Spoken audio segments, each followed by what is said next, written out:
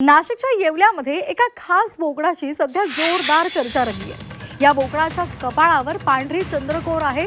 मुस्लिम बांधवांचा पवित्र बकरी ईद हा सण जवळ येतोय आणि त्यामुळे बाजारामध्ये बोकडांना मोठी मागणी आहे। विशेष म्हणजे कपाळावर चंद्रकोर असलेल्या बोकडांना लाखोंची बोली लागते। अशा बोकडांची 10 ते 15 लाख रुपयांपर्यंत बोली लागते।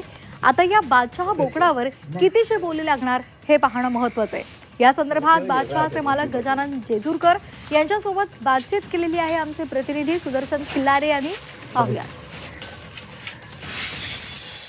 मुस्लिम बांधवांच्या बकरी सणानिमित्त बोकडांना विशेष मागणी वाढली आहे। त्यात बोकडांच्या कपाळावर जर चंद्रकोर असेल तर अशा बोकडांना लाखोंची किंमत मिळते। सध्या नाशिकच्या येवल्यात बादशाह नावाच्या बोकडाची प्रचंड चर्चा आहे। मी सध्या नाशिकच्या भारम या ठिकाणी आहे आणि या ठिकाणी आपण पाहू शकतो हा बोकड आहे बादशाह नावाचा आणि त्याला मोठ्या प्रमाणात सध्या परिसरामध्ये मागणी वाढलेली आहे आणि ह्या बोकडाच्या कपाळावर पांढरी चंद्रकोर असल्यामुळं या बोकडाची किंमत लाखांच्या घरात जाते असं माहिती मिळते। 15 ते 16 लाखापर्यंत मी युट्यूबवर पाहिलंय।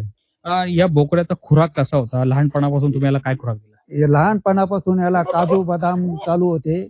मला मुस्लिम बांधवांना सांगितल्यापासून मी त्यांना खायला सुरुवात केली। काजू बदाम, शेंगदाणे, फुटाणे, गूळ। आता त्याला रोज डझनभर केळी चालू आहे त्याला।